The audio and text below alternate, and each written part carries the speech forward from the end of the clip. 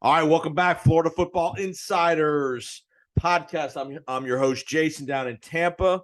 We are going to talk some Florida Gators. We're about the midpoint of the year for the Gators. Gators are coming off a bye week, and they've got the cocktail party this weekend up in Jacksonville. And no better person to talk to about all things Florida is the beat reporter for the Gainesville Sun, Mr. Kevin Brockway. Welcome back, Kevin. Good morning. All right, first, before we get to the cocktail party, I just found out this nugget. You're a University of Miami grad. Give me your thoughts on the Hurricanes, the disaster that's turning into that with Mario down in Miami, another loss over the weekend to Duke. Well, where can I begin? 8 turnovers, a lot of problems. Offensive line, I think it really starts with the offensive line. I guess they were playing their third-string center. He wasn't on top with the protections. And Tyler Van Dyke, obviously starting quarterback, went out in the second quarter with a pretty bad elbow injury. They went to the backup, Pete Garcia. He just kept on throwing picks, and there were fumbles and defense, a lot of missed tackles too. Just the overall lack of physicality. It did not look like the Miami teams that I watched when I was in college. It's just they need more of an edge to them. They need more of on both sides of the ball, a lot more physicality.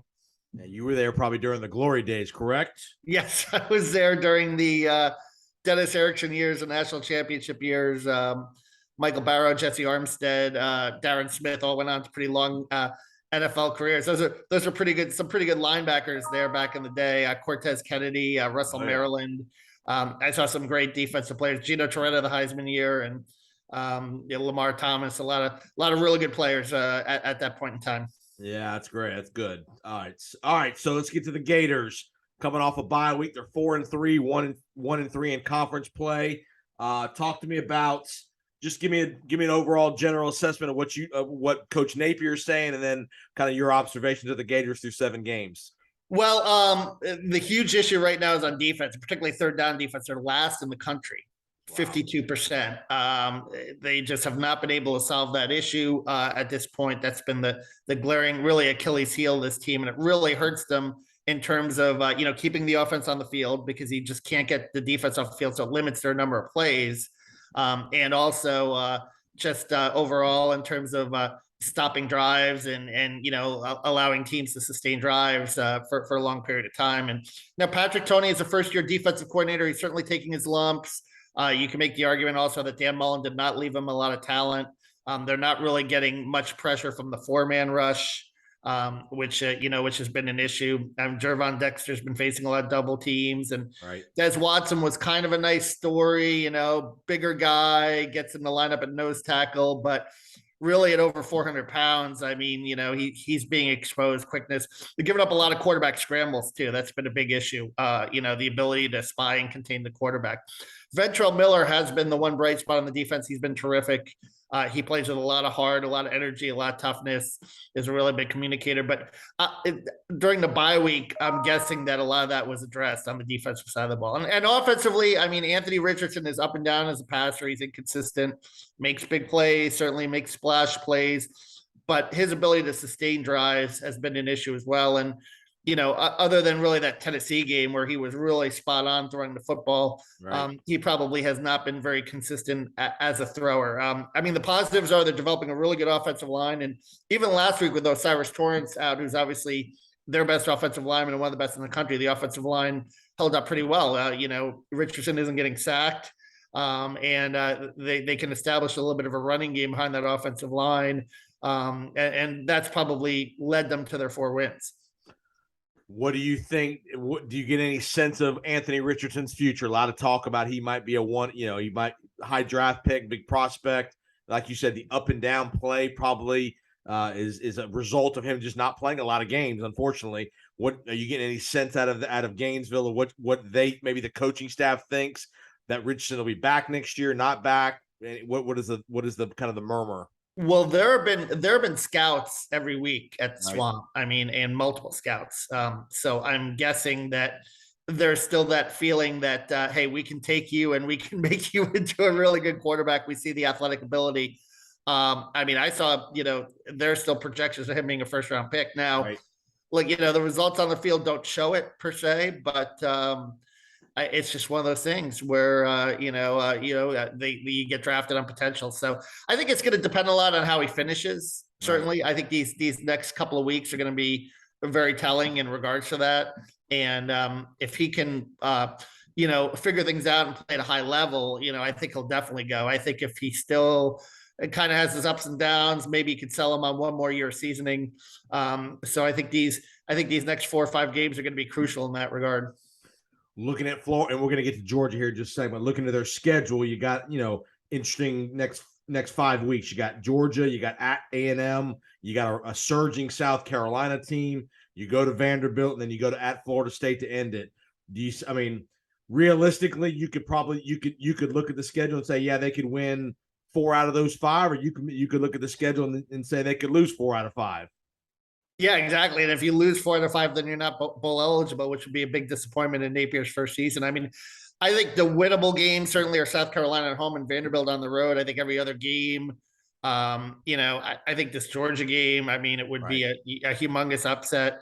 And then, at Texas A&M and at FSU, possible wins, but you're on the road, which makes it always tough. So I think that's, another factor too is, going on the road. And this team has not really gone on the road the way the schedule is played out. I mean, they played 6 of their first 7 at the Swamp. So they're going to get a taste of that in November. And even that Vanderbilt game, you come off the plane November 19th, and if it's a cold 40-degree day, I mean, a lot of these Florida kids don't like playing in the cold weather. So you just never know what's going to happen. I think you just got to treat it as this week is a big opportunity. I think if you're Florida, you just want to play well, and you want to play clean football, and you want to show progress in the areas you need to show progress in this game.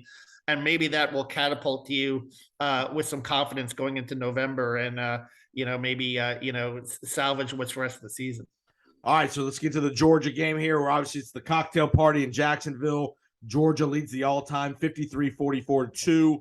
Give the audience that maybe aren't diehard Florida fans, give the audience a little flavor of the cocktail party of kind of how it became this, and just what's the allure of this event, because it's really an event. Oh yeah, and it's Florida Georgia border rivalry. All the Georgia girls in their pretty red cocktail dresses. A lot of the Florida girls get look pretty too, and they're blue and their orange dresses, and it's been over the years. The rivalry has been interesting over the years because for a long period of time, in the 80s, Georgia dominated, right? And then Florida went through a stretch from probably about 1991 to 2010 where they really dominated it. And now in the last decade or so, it's been kind of split 50-50. So it's been a fun rivalry. If fans go to the game, get there early, the parking is a mess. I mean, Jacksonville, it's hard to get in and out of that stadium. And certainly there's a lot of celebrating going on before the game, a lot of really good tailgates in the parking lot and so forth. And it's really cool when you're in the press box and you see the stadium half blue, half red like that. That's a really neat visual to see. And I think there's a lot of pride in it. There's, players get up for it. I mean, there's a Florida, Georgia Hall of Fame that players can get inducted to if they perform well in it and stuff. And it's something that, last beyond your college years in terms of, you have former players that come back and so forth. And it really means a lot. And it means a lot to the city of Jacksonville too. And, there's been a lot of debate about, whether to make it to keep it in Jacksonville as a neutral site game, or whether to bounce from campuses from Athens to Gainesville and rotate it every 4 years. And Florida seems to have resisted that. They like it in Jacksonville. Georgia, however, it seems to really want the game in Athens. Because they think that it would be really good for recruiting to invite recruits to that game. So we'll see how it plays out in the next decade or so. So speaking of recruiting, I saw a week or so back that a Gainesville quarterback who had committed to Florida, decommitted, and is opening up his, opportunities again. Talk to us about, how what's going on the recruiting front, Florida wise, that you hear. Yeah, Creed Whittemore, and he's projected as a slot receiver. He's going to end up at Mississippi State, and it's kind of interesting because Trent Whittemore, his older brother, who plays for the Gators, has not really been used much in the offense, which has led to some rumblings about Trent. What is he going to do at the end of the season? Right. Ricky Pearsall has kind of supplanted him as the slot receiver. So that's going to be interesting to monitor. The good news for Florida recruiting is they picked up a couple of really good players in the secondary. Dijon Johnson, a 4-star kid from Tampa Wharton, got him to flip from Ohio State, and also his name escapes me, a safety from the Georgia area.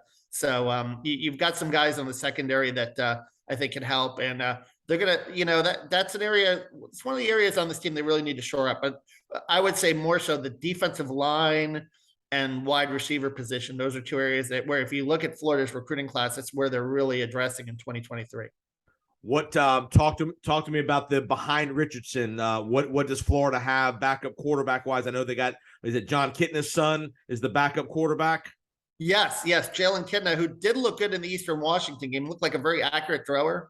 Okay. And then also you've got Jack Miller, who's been really out most of the year with a thumb injury. He was finally activated last week, but he was kind of the third string. And I don't know if that's necessarily based on performance or based on the fact that he was just coming back. I think, Coach Napier kind of made that clear in that regard. But I would suspect if Anthony Richardson leaves, you would probably have a battle between Kitten and Miller in the spring, unless they bring in someone from the transfer portal. You never know how that works also. True. And again, I think Napier, one of his, calling cards, why he got that job and they are excited about him, is his ability to recruit and potentially work the transfer portal. So I would expect Florida to be pretty active in this offseason as well. All right. So give me, obviously, if you look on the field, it doesn't look great for Florida this week. Georgia, the number 1 or 2 team in the country, depending on which poll you're looking at. Obviously, Georgia has everything to play for, and Florida's obviously the ultimate upset possibility here. Is there any chance this game's a game going to the fourth quarter? Yeah, Florida could play that underdog card. You never know. And, Georgia might be a little tight when you're the number 1 team and you have teams gunning for you. And you saw what happened in the Missouri game a couple of weeks ago with Georgia. I'm not necessarily saying that, they're going to be overconfident heading into Florida, but you never know. This is a rivalry game. But I would think that, for Florida to keep it close, they're going to have to establish the run. And they're going to have to really improve on defense and, try to make Stetson Bennett uncomfortable while stopping the running game. And then, maybe you'd have a low scoring game in the fourth quarter. Maybe you'd have a game in the 20s. The one thing about Billy Napier that I've noticed is he works the clock. Okay.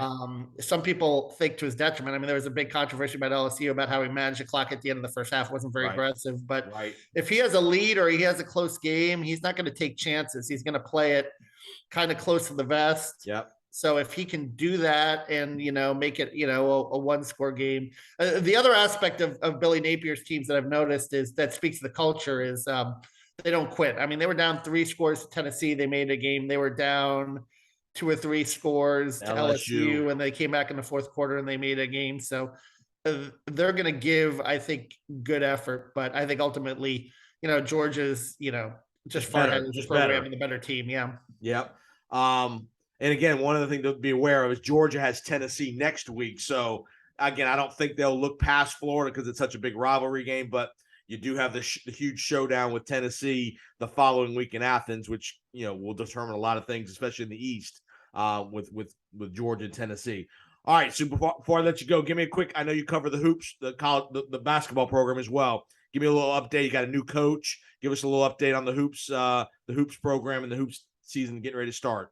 Yeah, very impressed with what Todd Golden is doing. He's given us some practice access. Kyle Lofton, their big transfer point guard, is kind of been banged up a little bit, but from what I saw of him in the first week of practice, I really liked him. I liked their backup, Trey Bonham, too. I think the roster has good depth. Colin Castleton has looked really good coming off the shoulder surgery. He looks like he's poised for a big year. So I think there's some promise there, but the SEC is a tough league. It's gotten much better. A lot of really good coaches. Todd Golden is entering it in his first year as a 37-year-old guy. He kind of brings some fresh ideas, some analytics in. So we'll see. They opened with Stony Brook on November 7th. I know they had a scrimmage, a secret scrimmage over the weekend against Miami. Haven't quite heard the results of that yet, but I'm sure some things will leak out, and that'll be interesting to see how they played or what kind of progress they made in that secret scrimmage. They have another one against JU this weekend to coincide with the Florida Georgia game they're going to play up there. So those are quote unquote non-publicized scrimmages. But, we always seem to find little nuggets here and there about it. So no camera phones allowed. All right. Yes. All right. Well, Kevin, I appreciate the time, man. Great insight on the Gators. Have fun at the cocktail party. Get, like you said, get there early, because I've heard disastrous nightmare traffic stories related to that game.